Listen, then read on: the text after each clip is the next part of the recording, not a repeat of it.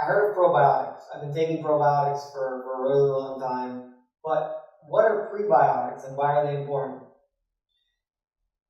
If I said don't eat, you're going to starve to death. If I told good bacteria not to eat, they're going to starve to death. Prebiotics is just a term used because they didn't know what to call it, but basically it's a nutrient or a fiber that bacteria eat. And unfortunately in our diets, we don't get a lot of these nourishing nutrients to help our bacteria thrive and be the best they can be.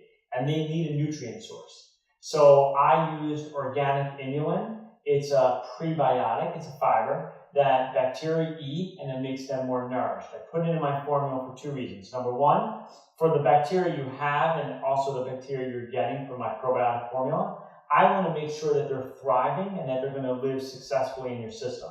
If you're taking a probiotic and you don't have enough of a nourishing prebiotic for them, then you're just going to take them, they're going to die, and it's pointless. But if you take a probiotic and now you have a good nourishing support food system for them, now they're going to thrive and be much more functional. So I put a prebiotic in my formula because just like you and me, probiotics are good bacteria they need to eat.